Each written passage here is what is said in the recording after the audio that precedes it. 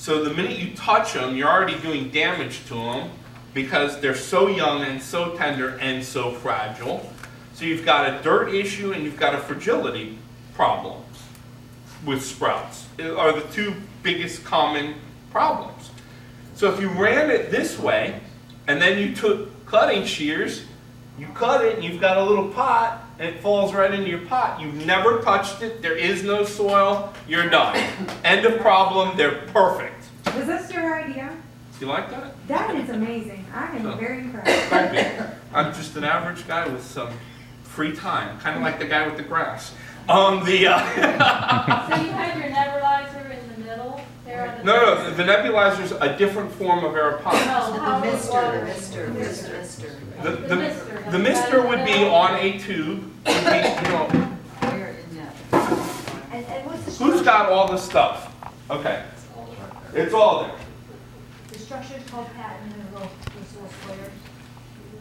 To clarify this, this is a regular hose, right? So your regular irrigation system is run on a pipe like this. It comes to a T-joint. The T-joint's got a female end of this thread. You screw into that, and then your pop-up sprinkler head comes up off of it like this and irrigates your yard. Okay? I say take your sprinkler head away and replace it with this that has all these little udders on it, and these little udders have valves to control the flow of the water and if water's going to come out. It connects to this black tube like this, okay, just like that. You with me? And there are 6 of them on here.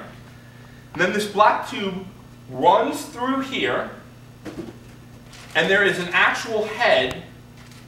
This is an adjustable dripper on a spike, but there are ones that aren't on a spike that are misters that create a mist. Okay? Are you with me?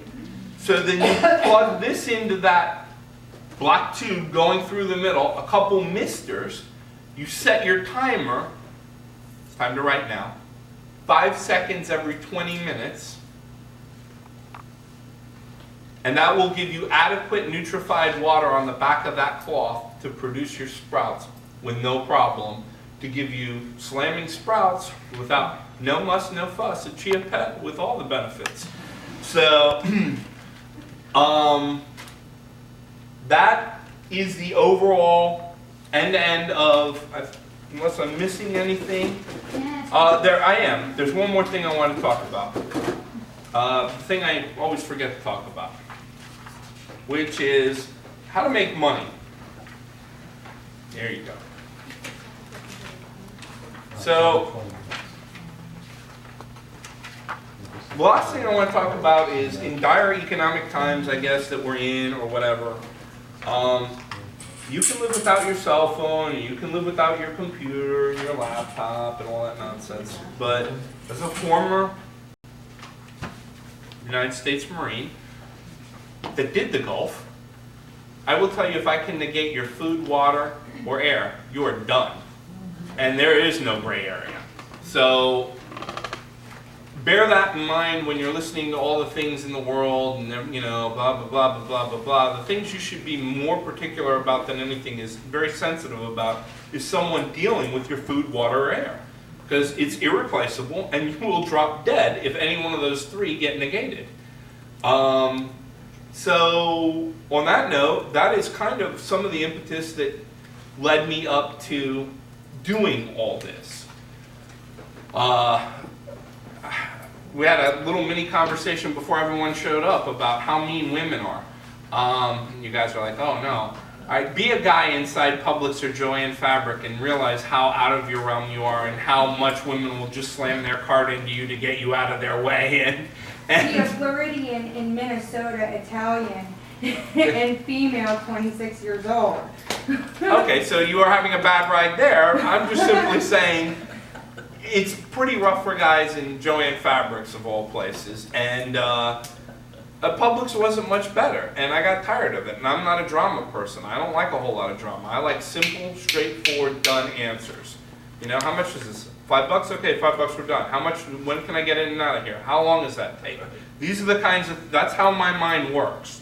So I'm going to the grocery store to be mistreated by random people that I don't even know, to stand in line for an hour and a half to get substandard food, and I'm supposed to be okay with this. And that just really didn't work well for my line of thinking, and I went, no. No's a good answer too. I'm a firm believer in no. So I went the no route and started growing. I had the benefit of a very old guy that lives a couple blocks from that house, that first house that I bought. We're talking I'm in my very, very early 20s, and this old guy comes riding by on a bike, and he's, oh, hi, and we start talking. Next thing I know, the guy's on a half acre, and every freaking thing in the guy's yard, including the hedges, you can eat except the grass. Everything. And the guy was like, it's the Garden of Eden. Sign me up. How do I do this? I want to do this. So he spent a lot of time with me. He's still a friend of mine. He's in his 80s. And guided me through a lot of this nonsense up front. And what I learned was you can grow your own food, you can do your own thing, and I also learned you can do making money. Now the making money part, there's a picture on the page 11, thank you. And I love when somebody's ahead of me. On page 11, that's me and my kids on the left, and that's my wife and my kids on the right.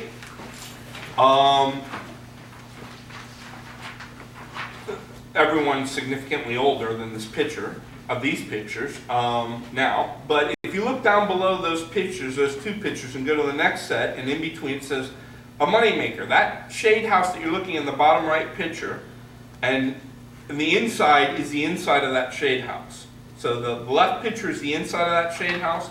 This is the inside of this picture. Okay? This is the inside of this picture. Okay? You with me? Okay, and that's me, in case you didn't notice that. So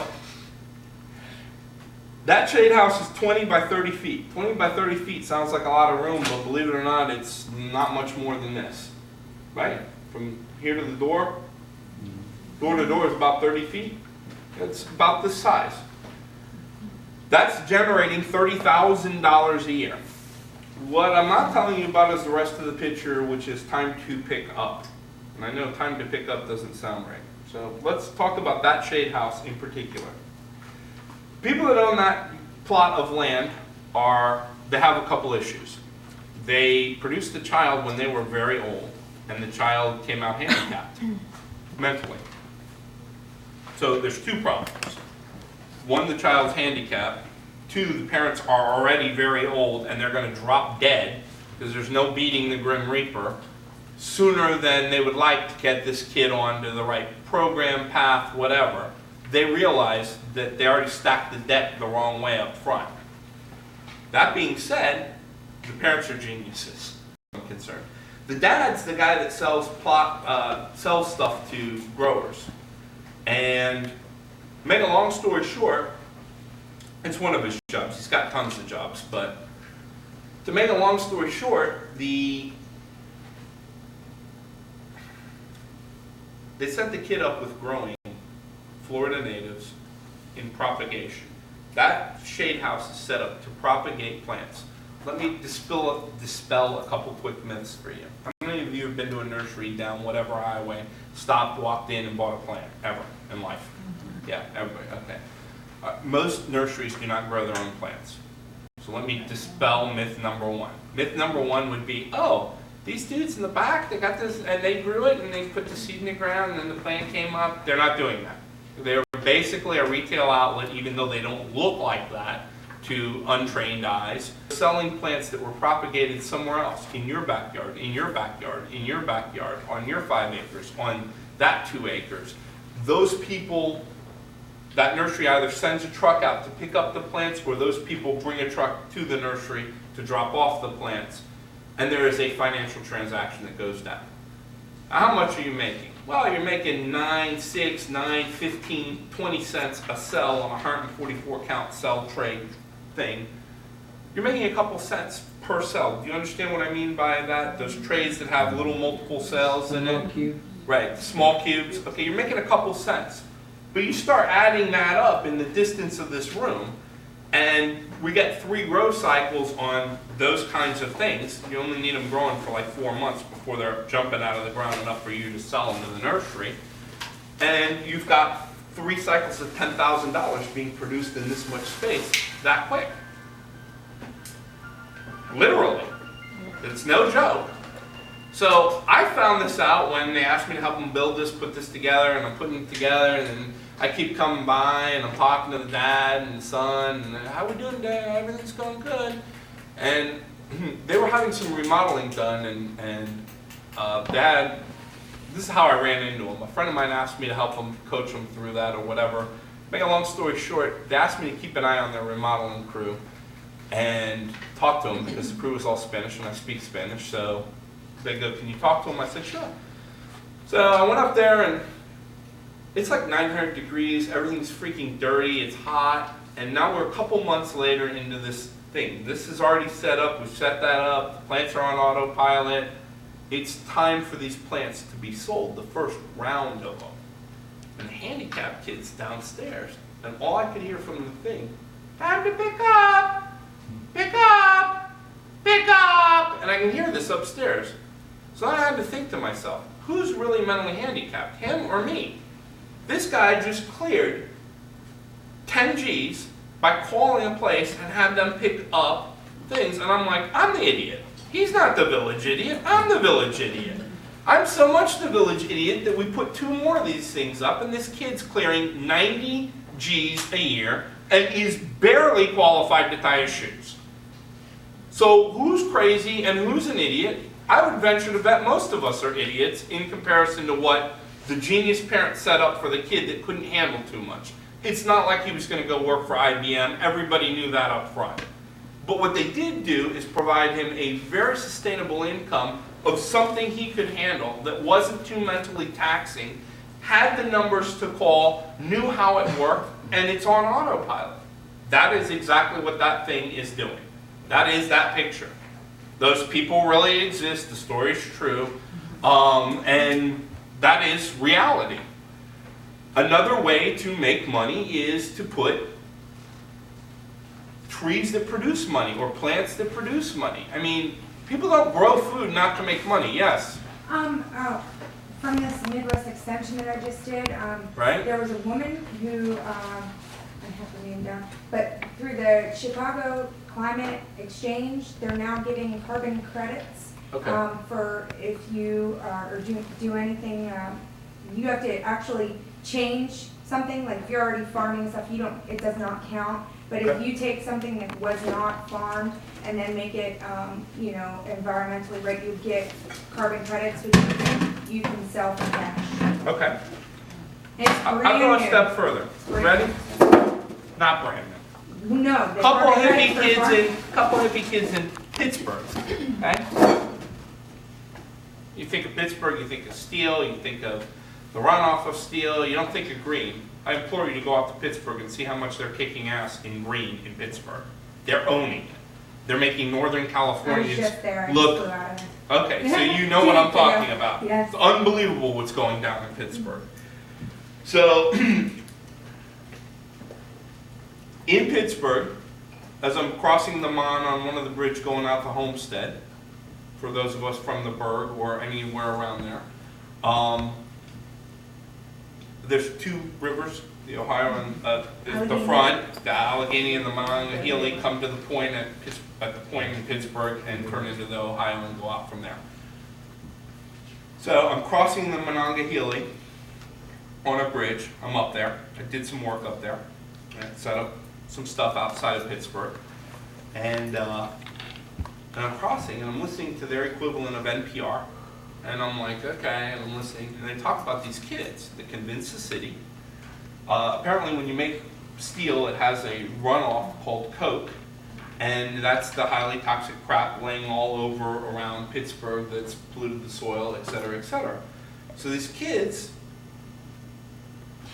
opened up a nonprofit, convinced the city to lease them the land all along the Monongahela that the city owns, that was highly contaminated, polluted soil. And the city's like, well, what are you gonna grow? And they're like, we're gonna grow soy. And, the city's like, well, you can't feed that to people because whatever you grow is obviously gonna be toxic. You're right, but you can turn it into biodiesel and you're now not feeding it to somebody. So that's exactly what they did. They took all the money that they're making off that and they're, I guess, cut the city in. As they're saying this, I'm driving across exactly where they're talking about. I looked down, no shit, I saw soy fields as far as you can see, and I'm like, that's just crazy and brilliant. Simple, straightforward, no nonsense. I'm like, it works. So lots of things will work. The carbon credits, I imagine, will work. I don't want to be in the carbon credit dealing game thing. That's I No, but understand. if it's something that Right. you So are there are gonna people. do, There are people extra that are money. going to make money. Absolutely, there's extra money. There is.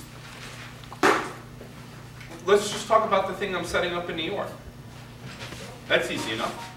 I'm setting up 4,000 hydroponic planting capability, planting 4,000 plants in hydroponics capability off of nutrified water, okay? Not in perlite, so it's going to be hydroponics plus is what I call that. So it'll have composted soil, and it'll be on the solar panel pump that I talked about, right? And they're going to be growing lettuce. So why would I have them grow lettuce? Well, lettuce, if you pick up a seed packet, it's going to tell you it's 0 to done in 60 days. I'll tell you it jumps in like 45. And especially if you've got enough good stuff going in, 45, 50 days, you'll get it to jump. And how many heads of lettuce does an Italian restaurant serve a night? I mean, literally. Thousands, right? So I you're rip it up every right. day. Okay. So then, what you do is you could set up a whole bunch of lettuce growing stuff, and as long as you're beating Cisco on the price per head of lettuce per night, you pretty much got a closed market there on organic lettuce, flying off you as quick as you can produce it. So it's going for $2 a head right now in Miami. If you're selling it for $1. Don't forget about US Foods. I couldn't imagine you'd have a very hard time getting rid of any of that. So that is exactly what those people are going to be doing with their system. So that I've said it. That's one way to make money. Propagation's another way to make money. And another way to make money would be to grow very profitable fruits. Now, there is a thing, if you look on my website and look on the far corner, it says Investor's Choice Program, so that I've said it, so that when you go on my website and you see it, you know what I'm talking about. I grow about 20,000 plus trees of a cactus called pitaya in South Florida. Pitaya produces a fruit, it's about this big, it weighs about 1 pound, it's very common in Central America and in Southeast Asia. It tastes like a cross between kiwi and grapes, if you ask my opinion, and I understand 99.9% of white people in the United States of America have no idea what the hell I'm talking about. I like egg. So, the bottom line is, if you're thinking about engaging in something like that, I need you all to understand real quickly that white people are really insignificant and populous on planet Earth, that almost everybody's an Indian or Chinese. A. B. They do not shop at Publix. They shop at their own ethnic stores. The Haitians shop at theirs, the Jamaicans shop at theirs, the Mexicans shop at theirs, and so on and so on and so on. And everybody else except white people shop at Publix, right? I mean, only white people shop at Publix, and they don't, is what I mean. And that they're all here, even in the United States, everywhere, and we walk by them like they don't exist, and they're not purchasing the way we purchase, and we seem to not get that concept.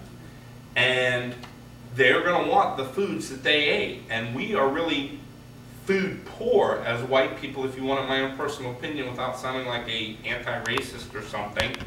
We're really food poor. We don't eat a real wide variety of food. In general, just look in Publix and then go to like a Latin market and see how much more fruit they have available and things like that. And you're like, God, I kind of feel like I felt like I was getting ripped off in Publix, like there wasn't enough variety.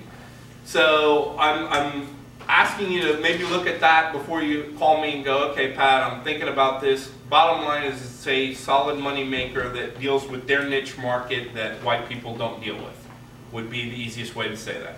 And I make pretty good money at that, and my clients make lots of good money on that. So those are the 3 ways that I would suggest making money, and you gave a 4th way, selling carbon credits.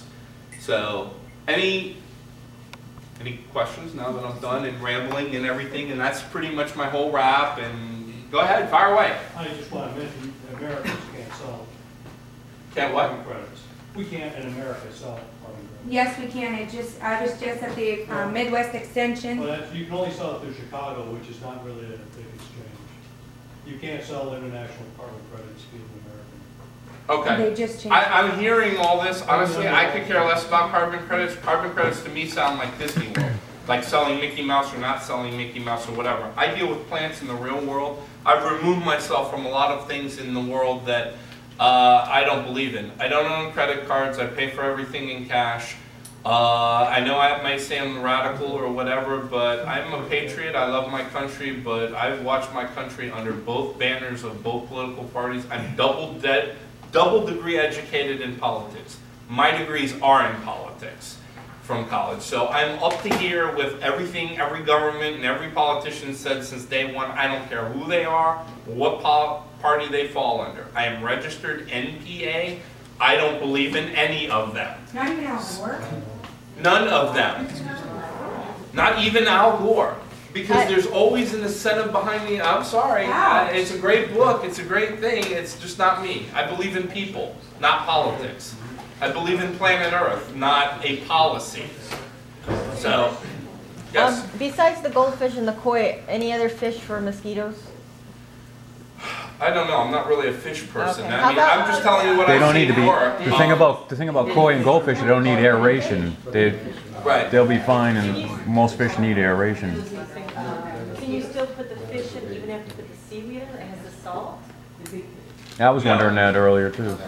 Then you would have to be on purely just the water. Okay. And that's a good, fair question. I don't put fish in mine, but I've had people, the only reason I say it is because you gotta know I come back to people's places a lot.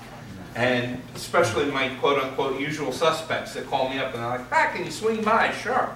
And I'll come by and I'll look, and then I'm like, you know, this is several years back, what the hell is the fish doing in there? I mean, it's a fair enough question, right? So I saw Susie one day, a couple months later I come back, I put the rain barrel in and everything, and now there's a fish in there. Well, the fish didn't just come out of the heavens. Susie, how did the fish get in there? You know, and then she's like, "Oh, well, I put it in there and it takes care of the mosquito larvae," and I'm like, okay, so I maybe should incorporate that into what I'm saying because I'm actually seeing that physically work. Every single thing that I talked about today is not theoretical or possible, or it makes a difference if you're short, tall, white, black, thin, fat, smart, or not too smart. It should work for all of you, any of you, every single time without exception, all the way, yes. Also, do you know what plants would be good to create oxygen in stagnant water and eat algae? Okay, well, you said you're a master gardener. I don't know. Right. I got a question. Your drip Go to timer. the glades and just start digging stuff out of there. Yeah. What do you want me to tell you? I mean, that's your easiest one, you know? I mean, seriously. And there's tons of it. Just look anywhere there's stagnant water laying around. It's all up in here. Just go there and start pulling some of the stuff out off the Cattails. side of the road. And it's free at that point. So, will it work? Yeah. Is it native? For sure. And that's what's going to make it better. So, am I a native guy? No. And I told you everyone falls under a certain banner. That not being one of mine. I'm not the native plant guy. Jeff is, and he's a good friend of mine. He writes articles for the Palm Beach Post and all these other little magazines about native plants, which is great.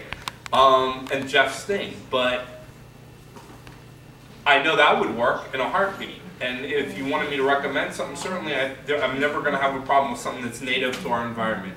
When somebody tells you it's a native plant, what they're telling you in that statement is that plant existed in Florida the day the Spaniards showed up. That's all they're telling you. They're not telling you when dinosaurs roamed. They're not telling you when Christ came and left. They're telling you that the day Spaniards showed up to the state of Florida, that plant was here. Which doesn't necessarily make it native, because the Indians were doing a whole lot of movement and trading and plant movement long before the Spaniards ever showed up on the scene. They're just saying in that statement that it was here that day. Can I ask you, please? You can ask me anything. With the, for example, with the tomatoes, if it's inside of a screened-in porch, if there's going to be enough sun, will there be? It depends where you have it, in the sun, in the screened-in porch, and this, that, and the other. I mean, you're asking me a kind of unfair question, because I'd like to see how the sun rises and sets on your land. I'd like to see how it's coming up, what it's doing or not doing, and how much.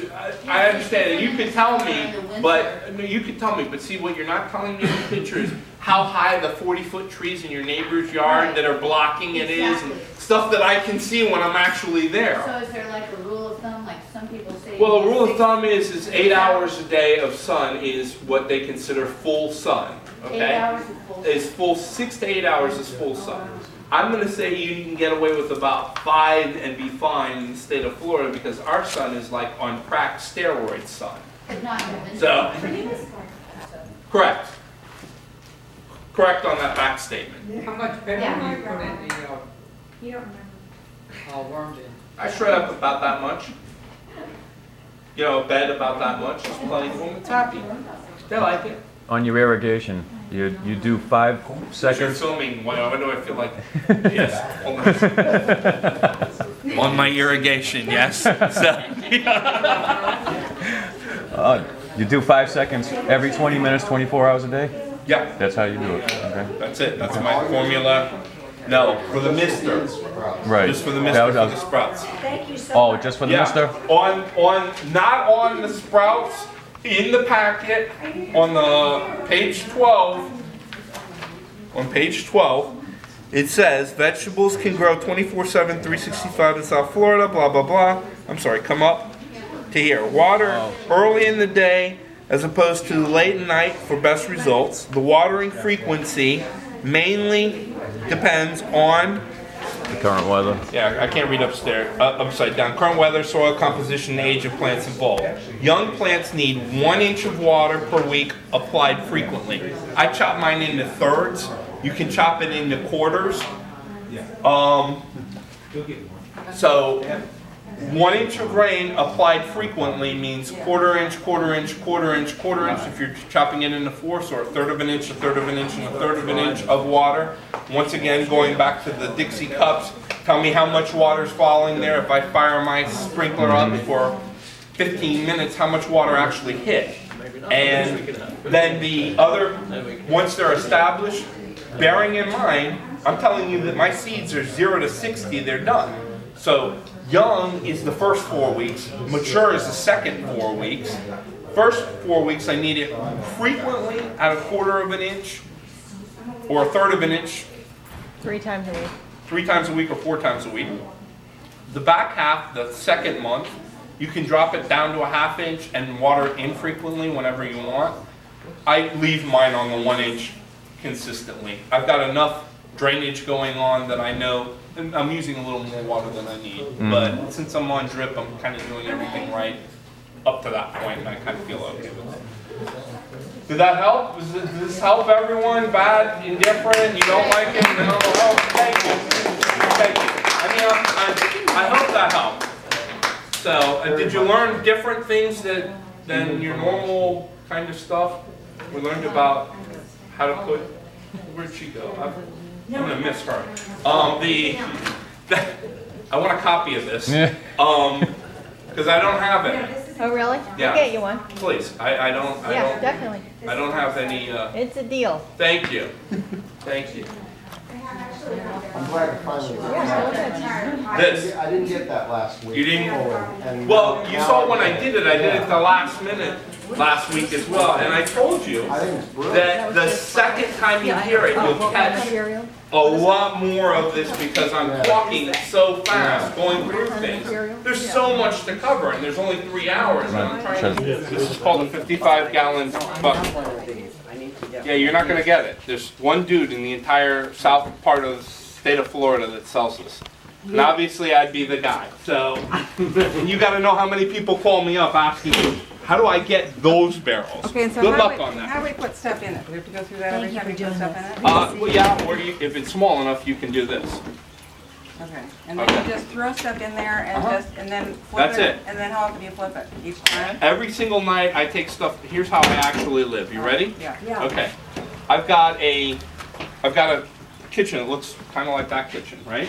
So the kitchen is it's got a double sink. Okay, you're with me? Okay. And on the double sink, it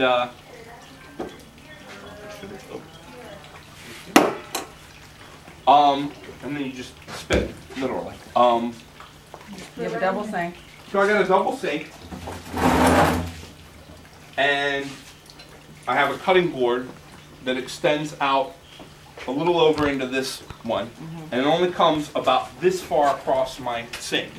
I've got a little bucket, plastic bucket that I shove under there. It's not little, it's about this big around, and I shove it under there and it sits in the sink. So as I'm bringing in food and the kids are bringing in food and I'm washing it over on this side, right, to get all the whatever off of it. God only knows. It could have fish oil, it could have cayenne, Thai chili pepper on it, it could have a lot of stuff on it. Right. It could have city mold, it could have all kind, anything's possible. God only Do you knows. put anything and everything in there? Or What? do you, in your barrel, or do you, are there certain things you don't put in there? I don't put No meat. No dairy. No dairy. Well, I Listen, don't either, but. All I'm right, just let's just talk about that. You could theoretically put all those things inside any kind of composter, but you're gonna have some really nasty bugs. You're gonna have oil oozing off, and it's gonna become nastier than hell. So when people go, don't put any meat or anything like that, I go, okay, well, what do we do with dead people? What do we do with dead people? You bury them, you burn them, or you throw them in the ocean. That's pretty much what we do on planet Earth. Okay, do you do that? So- Do you just throw everything in there or no? I don't. I concur with the putting in the green things and this, that, and the other because I've seen how nasty these things will get if you put, because I tried it the other way. I'm the one to push the limits. Okay. I really want to know what the limits really are, not what people tell me.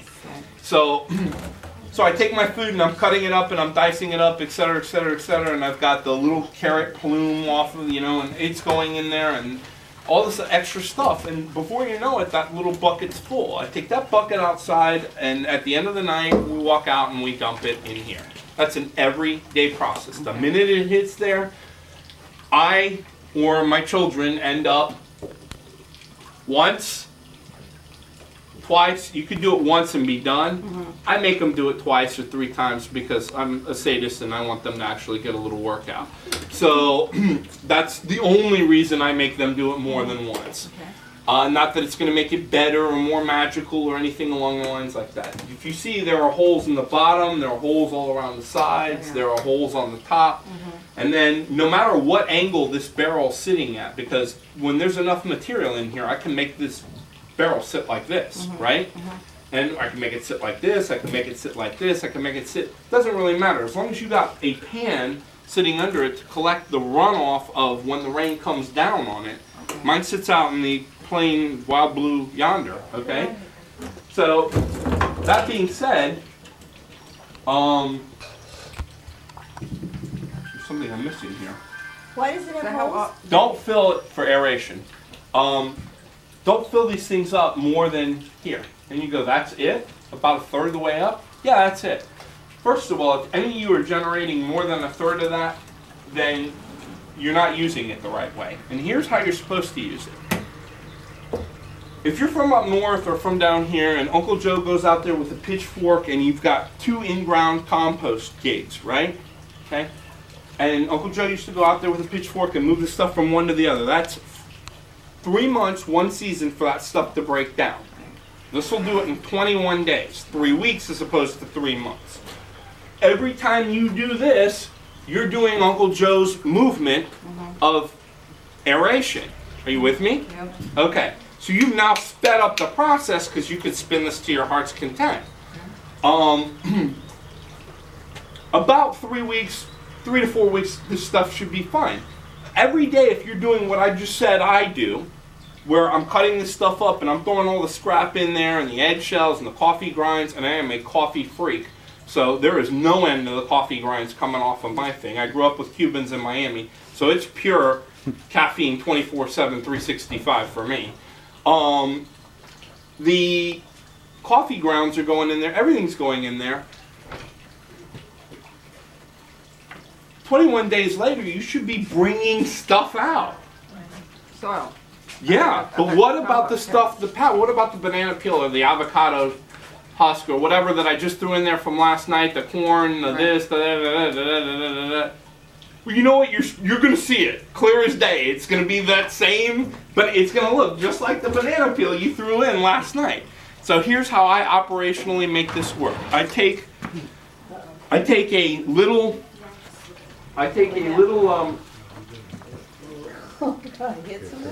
No, you're okay. I took a little, Home Depot sells the little, bear with me, it's usually 3 languages. Wheelbarrow, Okay. cart, Yeah. and it sits here. Oh, almost exactly where my barrel comes down. Imagine that, I've probably done this once or twice. Then, you know the big ice scoop that you get at, like, if you're staying at a hotel and you gotta get the ice out of the ice machine, that big heavy scoop? I've got one of those, and what I do is I open this up, I take the lid off, I set the lid to the side, and now this is open, wide open. I bring my little cart here, and I bring it right here, and I just kind of sit it there. I shake some of this like this, and get it to move to the front, and then with my scooper, I pick out pretty much what I want as my material. It's not going to be that banana peel you just threw in yesterday or the day before. It's going to be the stuff that's black, that looks right, etc., etc., etc., etc. But you should be able to bring out. Now, I don't take out stuff every single day. No. I put stuff in every single day, once a week, twice a week, depending on how spry and funky and jiggy with it I want to get. Then I do that.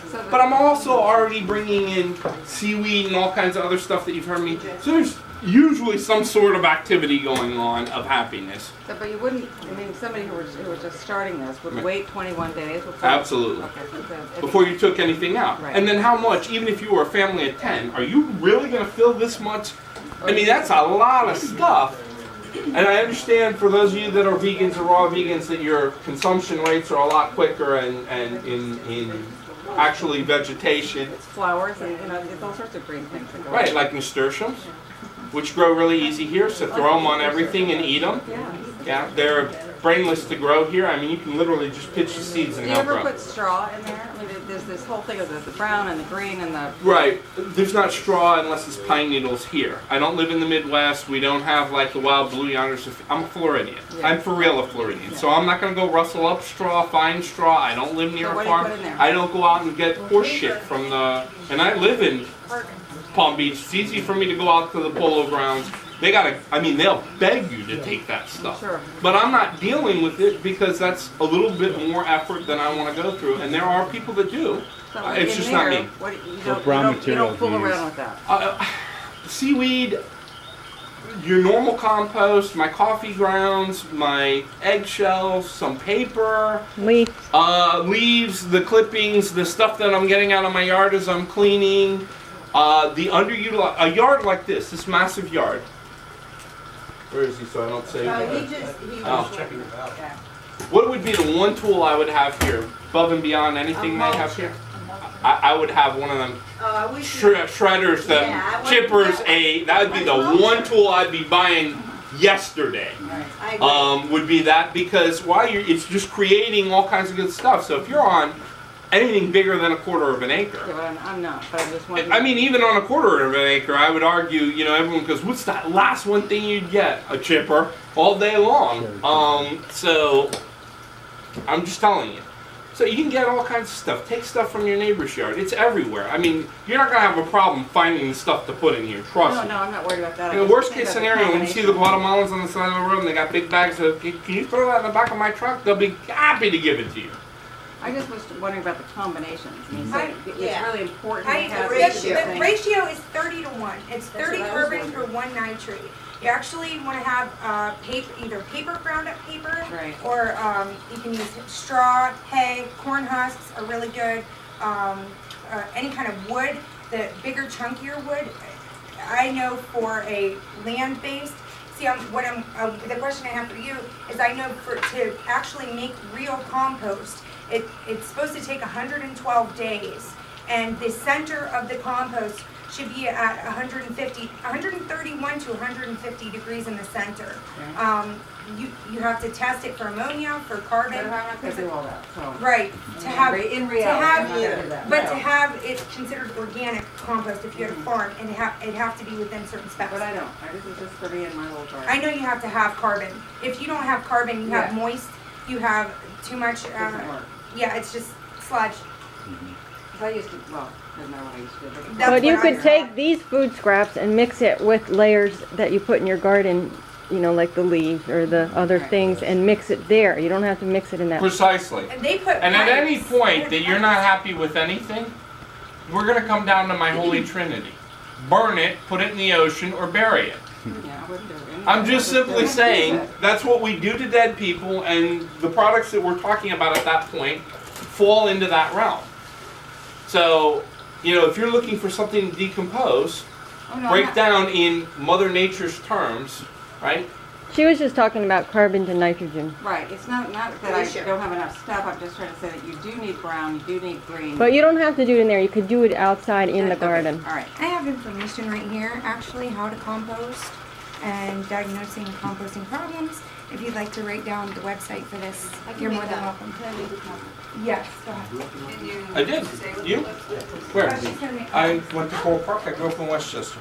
So, I right in have the middle of plenty it. of information on composting if anybody wants. Like in It is lasagna different. gardening, It's, you you know, use that as one I of the left in layers. 87. and I'm then not wet newspaper. terribly You could do broken it. up that I'm down there all the time. I For was the in the soil, Redlands it would need yesterday. it. But you can use that as one of the layers. Just stick it Well, in- and I got a lot of farm buddies Right, down in see, what I the, did in this the before was Redlands and up stuff north, so like that. that's- And, If and you then put I have worms a in, whole it other would go posse even up faster. in Davie and out west there, and then I've got the ones out in the acreage up in West Palm, you know, because of what I do. But I never get to see my childhood buddies or anything like that when I'm dealing with, you know, We're going to edit growers these and videos. stuff I've like taken that over when I'm down 50 there. hours of I footage. like it. I like going Just down there these and papers, and what these website addresses are. yeah, I like Well, actually, the guy with the glasses is a website guy. No, So I mean, oh. Okay, yeah. You send that email Yeah, I know. messages, right, aren't you, Susan? Yeah, I know exactly You what send you're an email message and say, here's some of these sites, don't Right, forget yeah, this. exactly, exactly, yeah, no, I start heading towards Boca and the south end of Palm Beach, my blood pressure goes up a notch. When I cross that Broward line, it goes up another 2 notches. The further south I go into Broward, it keeps going up. The minute I go into Dade, I'm like borderline cardiac arrest, breath climbing out of my head. Well, I have 2 spigots on the rain barrel because there's a lot of problems endemic in this game and thing. 30 years ago, some hippies in California made a rain barrel, and every idiot on the web has mimicked and duplicated their exact same rain barrel. It's got a dump valve on the side over here that lets the excess water that's coming into your rain barrel just dump all the excess off. So when I started thinking about rain barrels ages ago, and I'm like, okay, I get it, but whoever designed this 30 years ago that every idiot on the web has copied, never did a house themselves, never worked on a house, never did construction.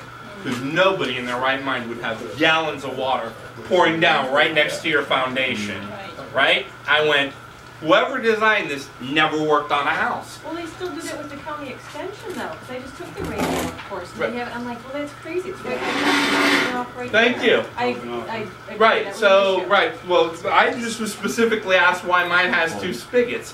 So what I do is put a soaker hose on here and run that away from the house as my access to, I interconnect my 3, and then I have an open valve for my access running off on a soaker hose, so if it starts pouring, my access is getting away from my foundation. That is the only reason I have a double spigot on mine. That's excellent. Yeah, well, I thought it was, thank you. You can even put like Thank a you. T or something and have two hoses Thank going you. at trees. Right, well, you know, everyone's like, why would you do that? And I'm like, whoever designed this had never ever worked on a house. It's the most insane way to do it. And I'm like, you know, and then I go, you know, and you got to know I run into the idiots even at the extension agent. Hey, we do rain barrels. And I'm like, do you really? And is it groovy? And is it cool? And what is it doing? Let me see your rain barrel. And I look at it, and it's the exact same model from 30 years ago. And I'm like, so you invented that? You thought of that? You really put your mind to it, and you're really using that? Is that working for you? And, you know, I'm not going to get an answer because, no, I just copied it off the web, and now I'm the newfound pro to all of this because Obama put a freaking garden in front of the White House, and everybody turned green yesterday. And I'm like, oh, okay. And that's a whole thing going on right now, where everybody's just coming out of the woodworks. That, you know, I was screamed before it was a color. You know, they're coming out, and I'm like, whatever. I don't do that. I do what works. I try to do minimal damage to the planet. I try to do minimal damage to humankind. I try to roll on a mellow note. It's not about how green you are as in comparison to somebody else or vice versa. What I also do is what works. They can tell me whatever they want to tell me about whatever little formula or calculation or whatever thing they thought of with their rain barrel or whatever little specific niche thing they're in. And I'm going to go, great. Show me how that works, because you can tell me anything. I want to see that crack app working in front of me consistently for short, fat, tall, thin, black, white, dumb, bright, etc., etc. It needs to work for everybody across the board unequivocally with no hiccups, no excuses. Oh, well, it wasn't, you don't understand, it wasn't in the magical spot. If it was in the magical spot, it would have worked, but it didn't work because it wasn't in the, I don't believe in that. I believe in it working for everyone consistently. Hey Pat. Yes. Is there a reason you like that size or? No, this is my demo size. Oh, okay. Sorry, this is because I don't want to do it in 55 gallons. As a matter of fact, I hate this size, and you Okay. heard me say, I don't even want you doing a 55-gallon Yeah. rain barrel. I want you doing a 300-gallon one. I want you doing a 55-gallon if you live in a condo. Right. And you got a little patio courtyard in your little townhouse thing that's no bigger than this.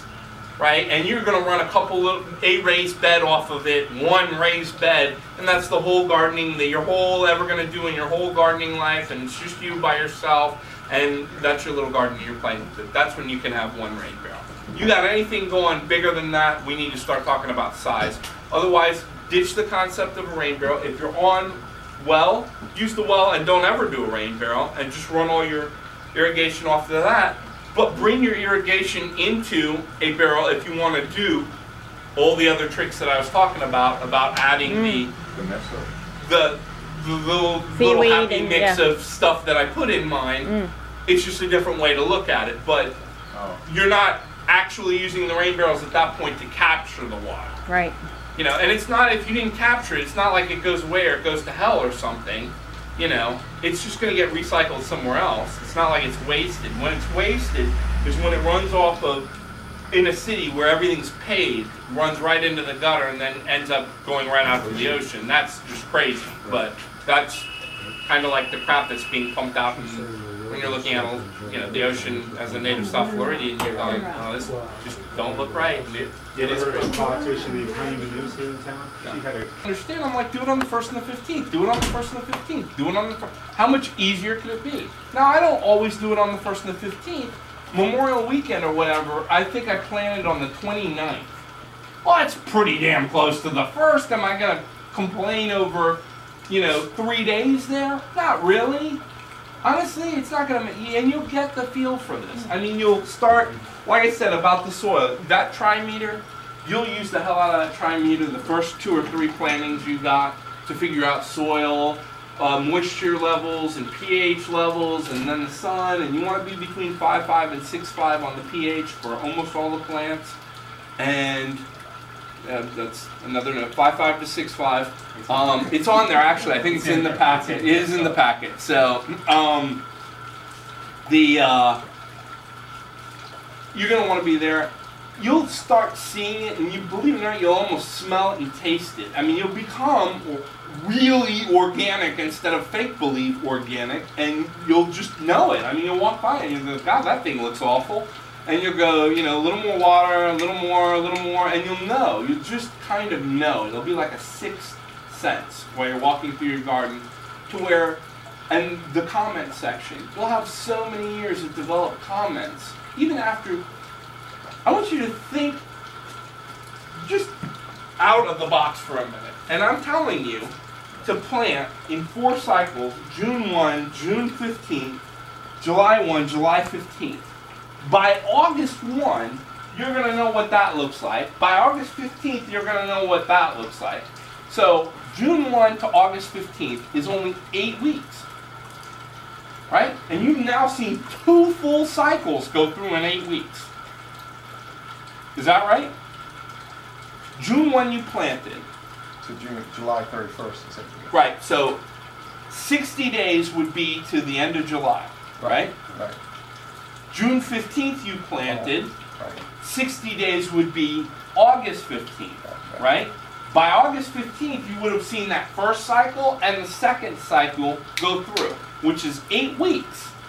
In 8 weeks' time, which is nothing on planet Earth in time, you will have seen 2 learning experiments right in front of you live in less than 8 weeks. From dirt to done. All the way through in an 8-week period. Add another 2 weeks, 10 weeks, you're up to 3 cycles that you've seen. Go to 12 weeks, you've seen 4 cycles. By a year, you've seen tons of cycles. By 2 years, even more cycles. Your comment section, you'll go without a doubt, nah, I'm not feeling that. Yeah. Kohlrabi, nah, maybe. Well, let's talk about it. And where and when and why. I like kohlrabi. I never did it much before. I had some really good kimchi the other day. My wife shaved it down into like paper thin slices and whipped it into a kimchi. It was slamming. What was it? Kohlrabi. Oh, okay. It's like broccoli. It's a big bowl with things like a sticking off of spaceship it. or Yeah, something. it looks like it's not even from planet Earth. That's a good assessment of it. But I mean, there's all kinds of little things, and you'll develop your likes. I didn't go over loofah. I didn't even go over fences. My God, I'm glad you all hung out a little bit longer. So most people live in a normal house, not Green Acres here. I love Green Acres here. I could die in this freaking house and yard. I mean, to be honest with you, this is cat's meow for me. I mean, this is. I don't know if you guys. I'm a big wooden boat freak, and they've got 2 wooden boats. One of them's from 1938 over there, and it's just stuff you don't see anymore. But to make a long story short. Most people live in a 1/4 acre, 1/2 acre, or something along those lines, and they're like, what can I put on the fence? And I go, you know what? Dragon fruit pitaya does well on the fences. Grapes, muscadine grapes do well on the fences, but we'll go to sticks and twigs in winter, even here in Florida. They'll lose those big leaves. Passion fruit goes into, it covers the fences really nicely. And loofahs. Loofahs, the things women take baths with? Yeah, they're not sponges from the sea. They look like cucumbers. Yeah, they are. They're giant cucumbers. Did you know that, Susan? Yeah. They're and if I've you've seen ever them eaten growing. real Chinese food, We got some seeds. I've been here for a week. Really? Right. You know? Yeah, if you've eaten real Chinese food, it's in like 1/3 of their dishes. So it's edible as well. That's why I talk about loofah. Not only is it a sponge, like a charm, and that's why they always have the flat, cut off heads, because it grows like a cucumber. They cut the heads and give you that sponge. That's the guts inside it. They let it dry out. They take it, they bleach it, and that's your loofah. And yeah, and it grows like a charm here. The other part that I didn't cover is if you live somewhere where the bees aren't doing their job, and this isn't one of them, the bees would be no problem out here. You have to be the bee, and be the bee. You got to put on your little black and yellow suit and your little things and be the bee. Your little wings and everything. You got to cross pollinate. And I had passion fruit growing on a fence line, and I had a whole thick hedge, 10,000 flowers, and I got like 4 fruit the first go around. I got like 10 fruit the second go around, and I'm not one to start screwing with Mother Nature. Like, I won't go buy a whole bunch of fertilizer or start creating wicked contraptions and concepts and concoctions to deal with the problem. Bugs ate my stuff. I plant so much, I don't care if the bugs eat a little. What do I care? So what, go ahead and have some. I was just quoting how much I absolutely love this house and yard and the whole kit and caboodle, and mentioned again the wooden boats. The long and the short of it is, so 4 and 10 isn't right numbers when you've got 10,000 flowers. You should have 10,000 fruit. And I'm getting 4 and 10, and I'm like, okay. That's a clear indicator on round 2 that the bees are screwing me and not doing their job. They're not there. I'm in an environment minus them, and they're not screwing me. We've screwed them so bad that they're not there. Yeah, I agree with you there. And I go, okay, I've got to start figuring something out. So what I did was took my daughter and I said, I went to Home Depot, and I went and bought little paintbrushes, and the bristles are pure white. And real clearly you can see when you hit one flower, the pollen light up the tip of that brush. And then I go, let's just go paint all the flowers with Daddy. And we went out there and we went and painted the flowers. She was so small that we're painting flowers. You know, that makes sense to a kid that small. But what we were doing was cross-pollinating the entire fence line in about an hour, and she had a ball. I mean, it was work. And then I had 10,000 fruit, and I was screwed. I couldn't give it away quick enough, was the bottom line. So, but that's things you should be looking for, and you'll learn, and you'll figure out in time. Did you enjoy this? Oh, yeah, Was it? great. Everything was new. Okay. Yeah. Thank you for Mom. opening your home to us. Yes. Lovely. Yeah. Thank you very much. And what a sight! I'm telling you, God, I wish every seminar was like Yeah, this. You know, isn't this beautiful? Yeah, can I replicate this 1,000 times between Yeah. here and Maine and over to the other coast, and just end up doing seminars? And I've done some seminars in scary places. Scary. I did one a couple weeks ago in a condo in Broward, and it was a fringe group, I would say, because apparently God talked to their pastor, and their pastor said to buy guns and plant food. So I guess Jesus, the Nazarene's into arms dealing these days. I didn't get it because I didn't get the whole concept, but it was fairly scary, and the entire crowd there was that, and they're like, don't post this on the web or whatever. Talk about your political beliefs. Yeah, well, I just sat there and I'm like, I just talked like a robot through the whole thing, and I was a lot less animated, and I'm like, well, yeah, what am I going to do? I can't win them all, and it's fairly scary sometimes on some of the things you'll run into, but that was a very scary seminar. And they're still calling me because now they want me to put together their little Jim Jones farm up in Boone, North Carolina that they're putting together. For the summer. So, right. Big winter in Lauderdale. I don't want any Kool-Aid, thank you. No Kool-Aid, thank you. Would it be helpful to plant under a gazebo? You know those gazebos, they have a target for like $200? Yes, and the better part is that you actually say it right. And I had somebody call it a gazebo the other day, and I was like, what? Can you plant it under a gazebo? Sure. I was at a house earlier. Or did you mean over it? So I was actually at a house. You know the what do they call those? The trellis kind of gigs that have the wood beam like that. I have that. Okay. No, Well, it's a Italian. I was at one pergola. That's right. It's a pergola. I was at a house Pergola. earlier today. Thank you. A gazebo. So The pergola. I was at a house right before here. At Janie, if any of you know Janie, I was at the lady that was in a cast. I was at her house a little bit right before I came here. I came up early to go to her house. We had talked 2 weeks ago, and I told her I'd go there before I came here. So, and she said she's coming to the seminar. She had one of those set up in her backyard that was about this big. If we went across just this area, it was huge. So I went, oh yeah, I mean, first of all, we're talking about a 4-acre spread. And I go, right off the bat, I saw that and I go,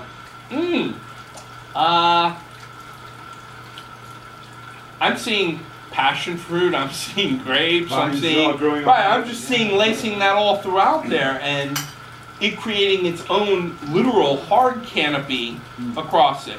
There's one more concept. Damn, I can't even believe I didn't say this. See, there's never enough time in 3 hours to.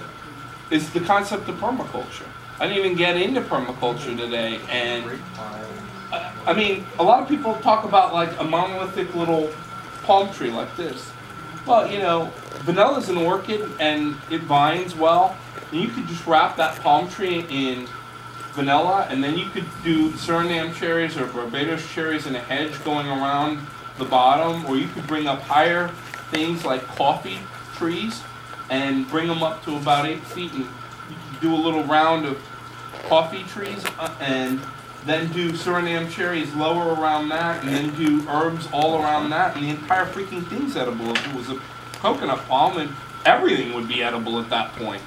And, you know, people just don't look at things like that. Or I tell them, even with, like, on a palm tree, you could take passion fruit vine and plant it and let it start wrapping around the tree. And then when it gets to 6 feet or 8 feet, if you don't want it going any higher, you start turning them vines down, or get one of those little scissor, the hedger clipper gigs, and then it will just start getting fatter and fatter and fatter over time, and do that. And run some lemongrass around the outside of it. And I mean, there's a million things you could do, and then it's all edible, and it's in a canopy fashion. The other concept that I tend to say at seminars, and it's the easiest way for me to get the general gist of it, this is an excellent example, this yard, believe it or not. If I planted on the backside of that lake a row of trees and let some of the trees grow and hang over into this pond, okay?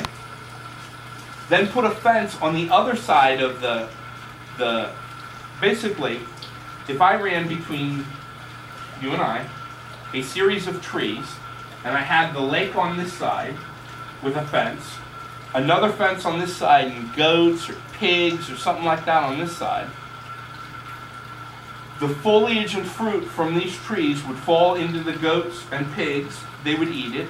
In between where the trees are, I had chickens free range running and creating crap and picking at the ground to eat, pecking to get their food.